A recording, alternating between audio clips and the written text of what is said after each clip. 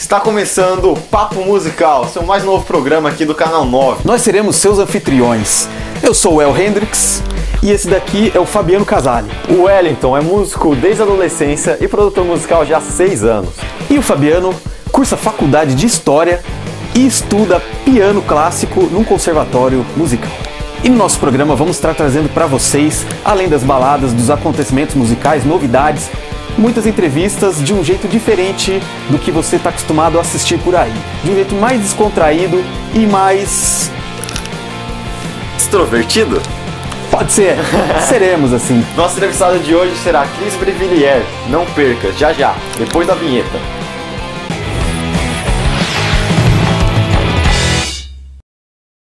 Para nossa primeira entrevista do programa, vamos conversar com Cris Brivilliers, um dos nomes mais conhecidos aqui da região de Marília. Cris, como que você resolveu montar uma escola? De onde que veio essa ideia? Primeiramente, oi para todo mundo. Vou falar aqui, melhor falar aqui, né? A gente começou, na verdade eu comecei com a Music Hall, né? Que inclusive às vezes as pessoas acham que a gente tem algum tipo de concorrência assim, desleal, ou sei lá o que, né? Não, a gente é amigo, a gente toca na mesma banda, eu e o Thiago, que é proprietário hoje em dia da Music Hall. E a gente começou, na verdade eu e o Diego, né? Aí depois o Thiago era professor nosso, aí depois eles, né, fizeram a transação deles lá. Mas eu comecei lá, na verdade, né? Dava aula em outras escolas, dei aula aqui em outras escolas de música. E depois aí então eu comecei, em 2006 eu montei a Eco, né? Que era primeiramente lá na Sampaio Vidal, só a escola, né? A gente começou só com a escola, depois eu montei o estúdio de ensaio e por consequência depois, por último, o estúdio de gravação. Então funcionam 3 coisas ao mesmo tempo aqui, né, praticamente. E agora tem a lanchonete também que a gente montou. Então são 4 coisas, né? Mas assim, a ideia é justamente fazer essa... Porque na verdade é tudo música, né? A gente acaba mexendo, né, o tempo todo com música. Então eu não tenho só a função de professor mais. Sempre fui produtor também musical, então a gente acabei juntando o útil ao agradável aqui até porque a gente demora muitas horas, então você deve saber disso, né? Sim. Quando a gente vai fazer uma produção, hoje em dia a gente demora aí 20 horas mais ou menos pra isso. Mas aí começamos, aí tô com a escola então desde 2006, faz quanto tempo já? 7, vamos para 8 anos agora, 8 anos em dezembro, era 7 anos e meio. Bom, conheço o Cris já de longa data, lembro das primeiras bandas que ele formou e ele sempre foi um ótimo músico. Naquela época não tinha tantas informações como a gente tem hoje, como videoaulas no YouTube e tal. Como é que você aprendeu? E suas influências, assim, o que te levou a falar, pô, eu quero seguir essa carreira? Bom, isso é uma história até interessante, né? Porque hoje em dia a gente tem muito recurso, né? Com a internet, uma infinidade. Se você quiser aprender realmente algum instrumento, é muito fácil, né? Agora, na minha época, rapaz, a gente fazia tanta gambiarra. Eu tenho alguns amigos da época, o Rataka, o Walter, né? O Velho, enfim. E um ligando pro outro, eu lembro de passar horas, às vezes, falando de alguma coisa, de algum determinado assunto, né? Ou alguém com um livro novo, com algum material. Mas assim, tem coisas engraçadas. Por exemplo, que na época era vinil, que a gente tirava as músicas. Cara, valia tudo, valia pôr pezinho em cima do disco para ele tocar mais lento, para você tentar entender o que o cara tava fazendo, né? Ou na fita mesmo a gente pesava a fita, ou ficava esperando uma gravação de rádio, né? Você pedia a música, você tinha que tirar a música, ninguém tinha a música para tirar, e você tinha que pedir na rádio a música para tocar, para você poder tirar a música. E aí gravava, aí a gente ficava com raiva do locutor, porque ele falava em cima da introdução da música, então você já não entendia. Exatamente. Não tô brincando, mas eram coisas engraçadas assim, né? E muita troca de informação. Disco que eu comprava, passava para os meus amigos, geralmente gravava e passava. Então a gente tinha muito disso, né? Meu irmão trazia coisas de São Paulo, da Galeria do Rock na época também. E eu lembro assim que era encomenda, assim, então juntava 3, 4, pedi tal disco Então a gente juntava 10 discos assim, eu comprava 3, por exemplo, outro comprava 3, depois a gente gravava um do outro para ter todo mundo, né, os discos que a gente queria. Isso era muito comum. Era caro ainda, né? Exatamente, eram caros os discos, né? E às vezes importado, né? Eu tenho na minha coleção, eu tenho coisas do Japão e tal, então eu lembro que era uma grana, assim, então eu juntava, ficava, né, me estruturando para poder... Eu tô tentando ouvir. Dá pra parar de rir aí? Isso aí vai pro... Isso aí vai pros bloopers. Cortou, parou a risada. Ó, sem barulho aí, hein? É sério. Quando você tá dando aula para um aluno, você incentiva esse lance da pesquisa, porque, como você mesmo disse, na época a gente tinha que pesquisar mesmo, era no peito e na raça, era um disco que era compartilhado entre todos. Hoje com a internet é fácil, porém o cara baixa a discografia de uma banda e acaba não ouvindo. Falta muita referência. Você também estimula esse lance de ver quem foram os grandes músicos do passado, tal, até para o cara entender como que a música tá hoje em dia? Isso aí é uma coisa interessante, porque hoje em dia a galera ficou preguiçosa, né? A informação está muito fácil, eu digo para os alunos ou amigos até mais novos, assim, né, que vêm perguntar, influência e tal. Então, hoje em dia, o cara, ele tem tudo na mão e acaba não dando valor. Antigamente, a gente suava para ter alguma coisa e dava muito valor para aquilo, porque era muito difícil ter. Inclusive era uma coisa assim, olha, eu tenho, né? Você não tem. Então, porque e lembra assim de muita pesquisa mesmo, né? De muita troca de informação entre os músicos. Hoje em dia eu percebo uma falta de interesse, não em todos, obviamente, né? Mas no geral, as pessoas hoje, como está muito fácil, não dão valor e acabam diminuindo muito o conteúdo, no sentido de, por exemplo, bandas, né, de artistas que você pode ouvir, de guitarristas, de baixistas, de bateristas, fica muito limitado, né? Às vezes nem sabe mais o nome dos músicos, né? Então é uma falta de interesse. Às vezes tem 2 ou 3 bandas prediletas, mas antes eu tinha 30 bandas prediletas, né? Você acha que então o pessoal hoje está muito imediatista? Tipo, o pessoal, eu quero pegar esse negócio e aprender já, ao invés de ir passo a passo, seguindo passo a passo. E nisso eu já emendo assim, o que a tecnologia facilitou e trouxe de problemas? Porque eu lembro também que a gente aprendia a afinar de ouvido, tinha aquele diapasão, o cara soprava ali, tinha aquela gambiarra do telefone. E hoje em dia o pessoal está muito dependente também de certos hardwares, né? Tipo, só consegue afinar se tiver aquilo ligado e tal.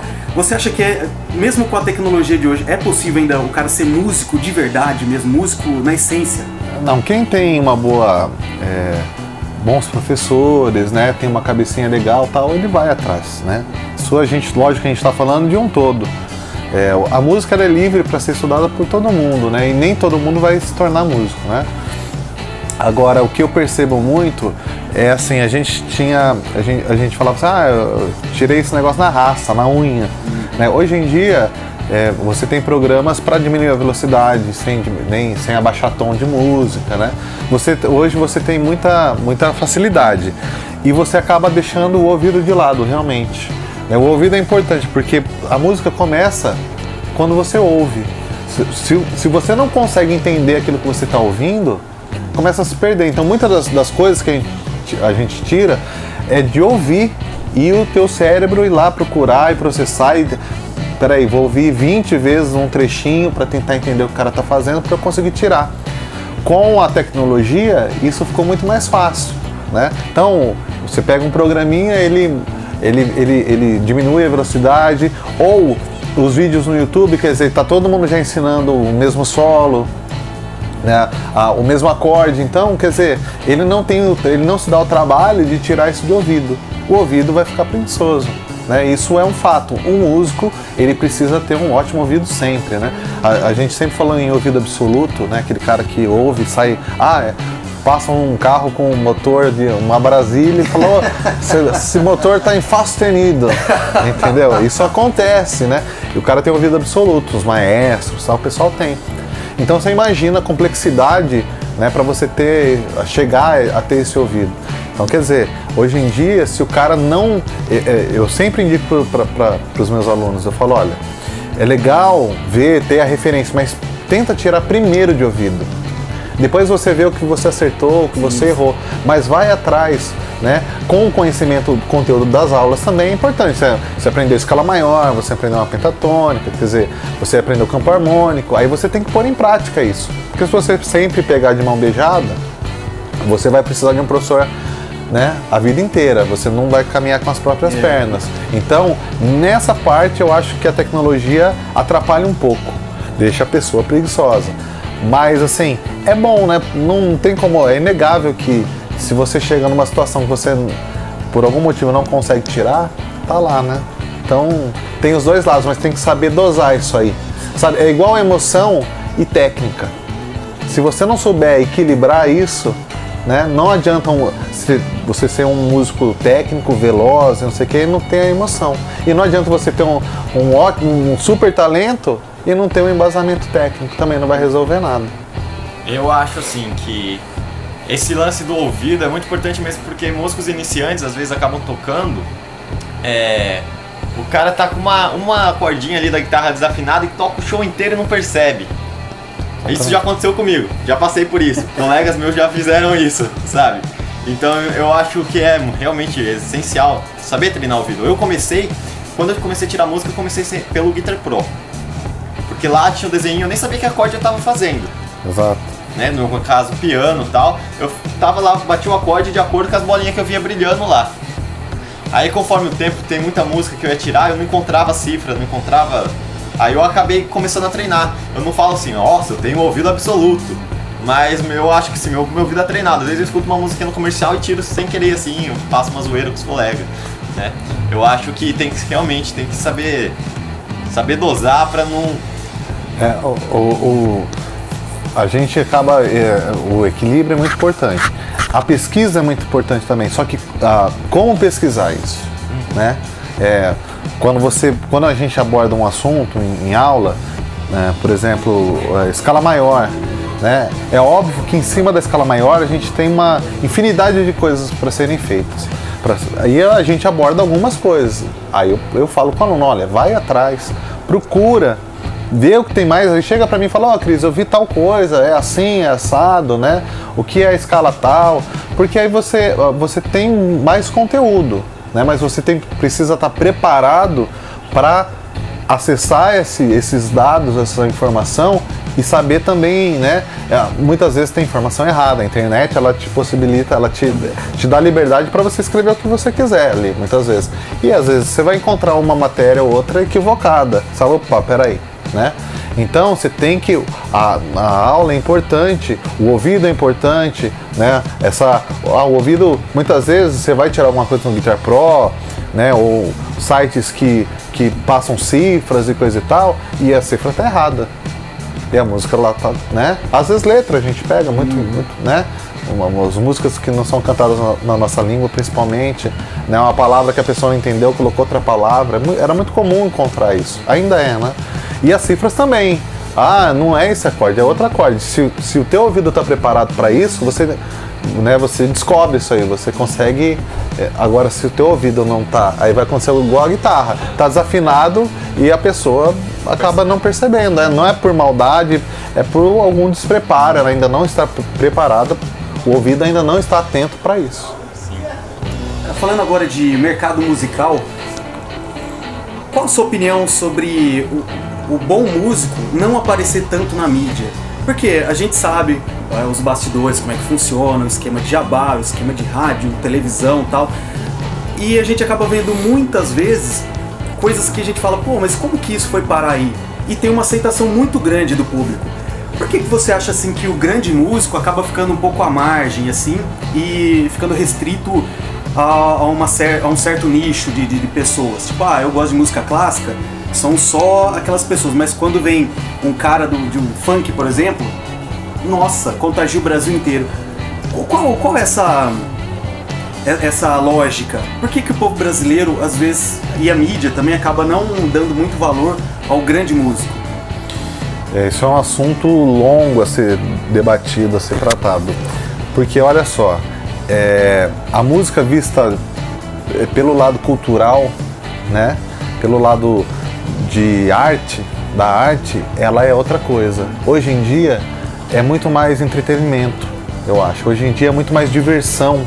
Então, quando a gente fala sobre algum show ou algum determinado artista que você sabe que ele não era um músico preparado para estar ali, né? Existem bons músicos ainda, né? Fazendo música popular, música pop, né? Essa música da grande mídia. Agora, ela hoje em dia, por ter o lado da dança muito forte, do apelo visual, então você acaba deixando de lado talvez a principal coisa que seria, né, a música em si. Então é difícil. Eu tenho muito cuidado em não condenar isso, mas eu faço a minha parte, eu procuro ouvir as coisas que eu acho que são legais, né? E eu passo isso pro meu filho e para os meus amigos. A gente sempre eu herdei isso já desde novo, quer dizer, da troca de informação, de uma certa crítica, né? A gente fazer a crítica em cima da banda que a gente está ouvindo, quer dizer, a gente tirar a nossa conclusão sobre o que está ouvindo. Mas a massa, ela não está preparada, o dia a dia dela, né? A correria do dia a dia, ele não está mais preparado. Quem não é um músico e tal, ele acaba perdendo quem é quem ali no meio. Quer dizer, o que ele está ouvindo na televisão, ele fala, ó, agora que está acontecendo é esse artista aqui, então eu compro.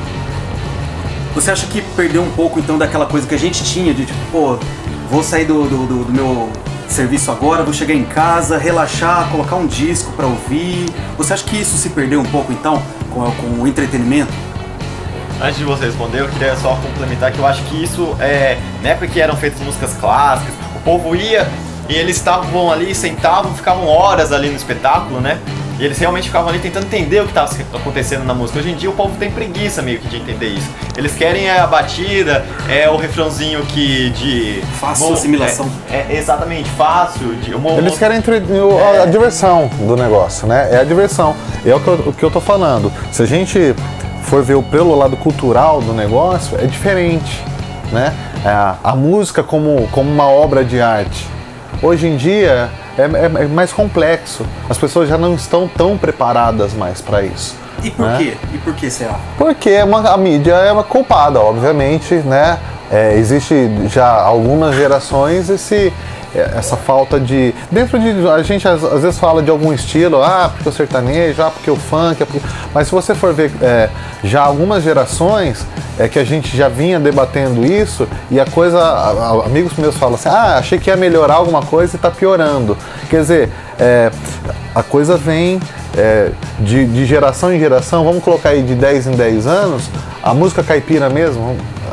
Hoje em dia a gente trata como clássico aquilo que tocava em AM, que a gente achava que não era legal mais. E hoje em dia, a hora que você ouve é cult, fala, nossa, né? Então, quer dizer, a gente acaba também não tendo nós ainda, quem mexe com música, ainda você conhece a cronologia disso tudo. Agora, e quem não mexe com música, ele vai ficar pensando nisso, né? Igual uma vez eu tava conversando com um cara do Chile, pelas redes sociais, né? E ele fez o seguinte comentário: pô, vocês brasileiros são privilegiados, porque tem um grupo chamado Mutantes, que eu gosto muito, então vocês devem ouvir Mutantes o dia inteiro. Falei, cara, acho que o pessoal não conhece nem a Rita Lee mais, essa geração nova. A nossa geração ainda conhece a Rita Lee, as músicas de sucesso dela, principalmente anos 80 e tal. Mas essa geração nova, acho que só vai conhecer a Rita Lee depois que ela morrer. Porque, infelizmente, é assim que vive o nosso país. Exato. Mas, cara, você ainda vê alguma luz no fim do túnel, assim? Tipo, nós que já estamos nos tornando pais, educando nossos filhos para que eles também, na próxima geração que vier, seja uma geração que valorize mais isso daí? Olha, eu acho que existe isso muito ainda, né? Eu acho que existe a preocupação, né? Essa preocupação, ela bate mais às vezes com os filhos. Para ser sincero, porque aí você se preocupa com a formação, com a educação. E se você começa a mostrar músicas que são de conteúdo duvidoso, né? Então o pai, ele percebe, a mãe, eles começam a perceber isso nessa fase. muitas vezes você não percebe na tua adolescência mesmo, né? Que você vai pra balada e que você não tá muito aí com o que tá rolando, né? Eu, inclusive, ouvi assim comentários, eu lembro de um que me marcou, o cara falou, quem que fica prestando atenção em banda na balada hoje? Quer dizer, antes era uma coisa que você tinha como prioridade, você vai ver uma banda tocando. Hoje em dia, até por donos de bares e coisa e tal, o cara às vezes coloca o músico num cantinho ali, não sabe nem quem é o cara direito. Quer dizer, antes você tinha um palco, você tinha camarim, você tinha, né? O camarim eu sempre digo, olha, não é pra você fazer festa. O camarim é para o artista você vai se preparar para o show, né? Você pode receber alguns convidados que vão querer um autógrafo, no caso de um artista, né, já mais conhecido, tal.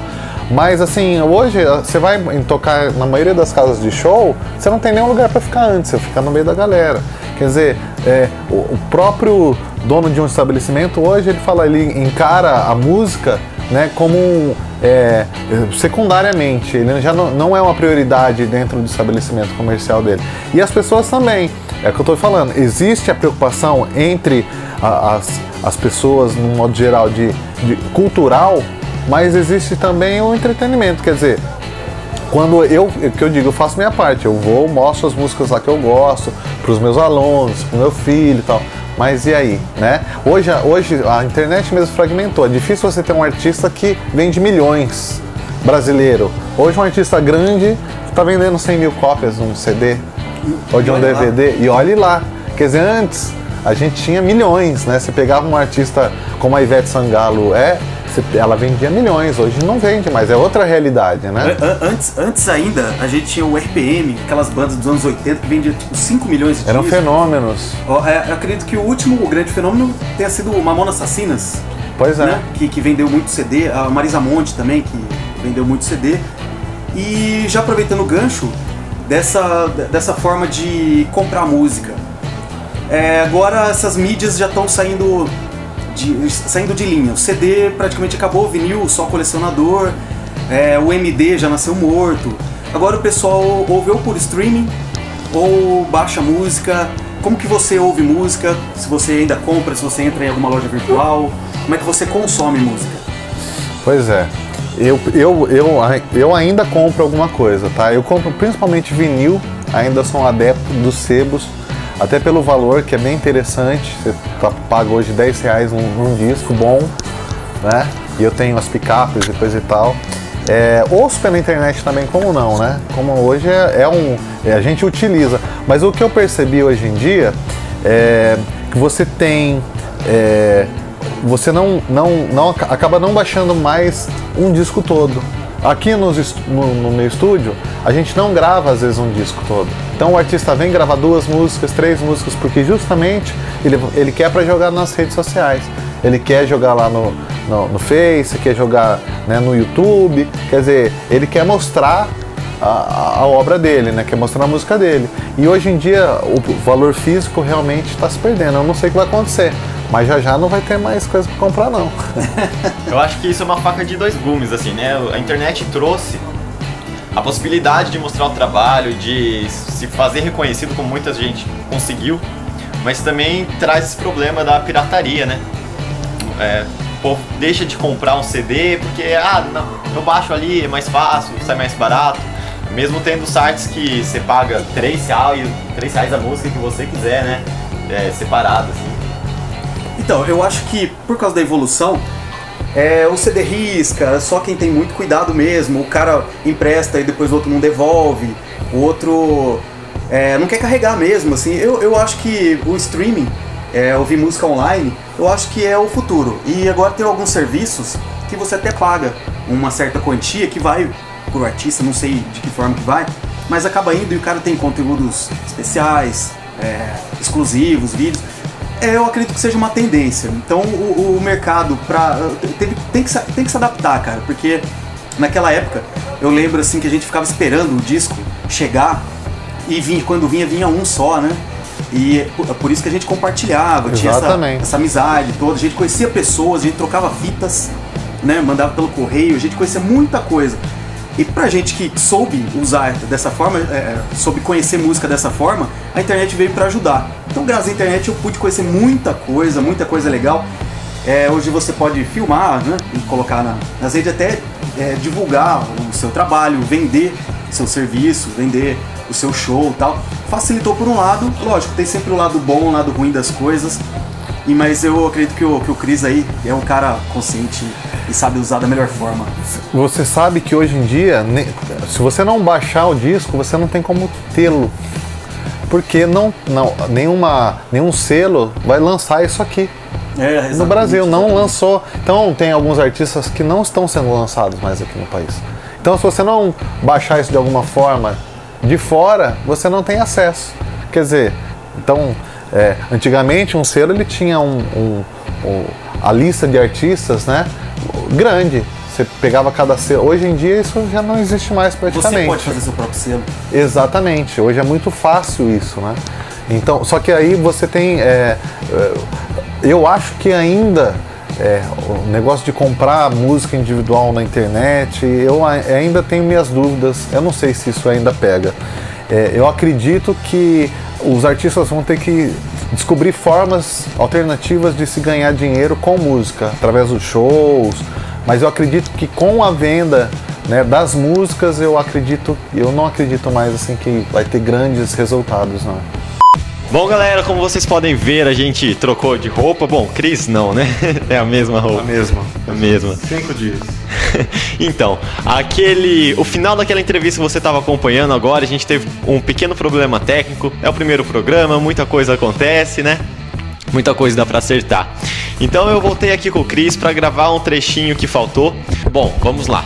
Cris, a gente queria saber de você quais são as suas referências musicais, aquilo que você escuta no dia a dia, que você traz desde sempre, com aquela carga que você traz desde sempre com você e que te influencia nas composições e produções que você faz. Pois é, você sabe que o pessoal às vezes tem, o Cris é do rock e tal, né? Nem sempre. No começo, pra você ter uma ideia, minha formação foi totalmente MPB, regional e tal, né? Então eu gosto muito de MPB, gosto muito de blues, jazz, mas o que eu ouço mesmo assim são os clássicos, né? Mesmo de qualquer estilo, eu gosto bastante das influências mais básicas, assim, dentro do rock, Led Zeppelin, Deep Purple, Van Halen, né?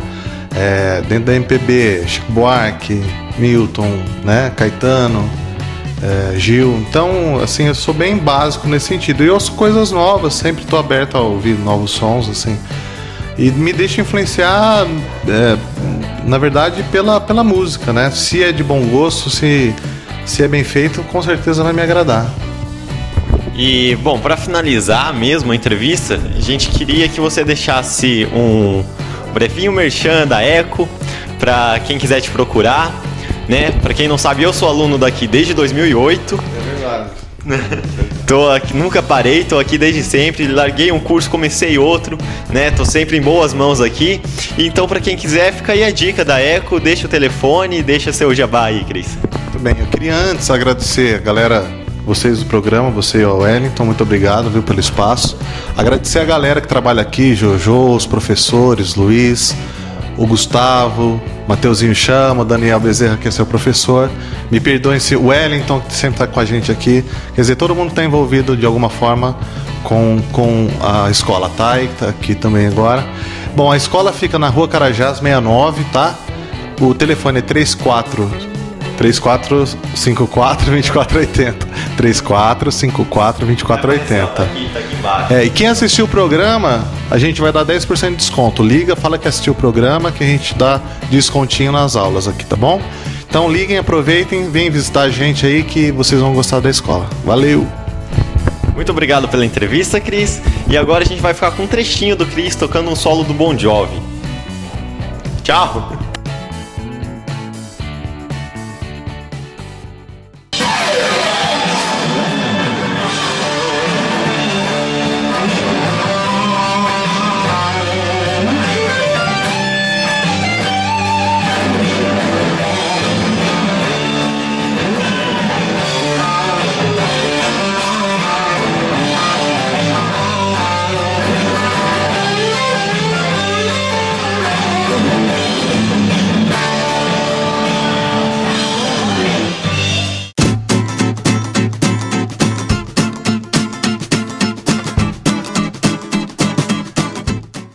O nosso primeiro rolê musical vai mostrar para você que acha que Marília não possui eventos para quem gosta de música clássica e erudita, que está muito enganado. No final de semana, no dia 15 de março, eu estive no 7º Anoitecer Lírico, que foi realizado no Teatro Sagrado Coração de Jesus. O concerto foi responsabilidade do Trio Brasileiro, composto por Gilberto Tinetti, pianista, Eric Leninger, violinista, e Watson Kliss, violoncelista. A apresentação foi baseada em Beethoven, e agora você vai curtir um pouquinho dessa apresentação.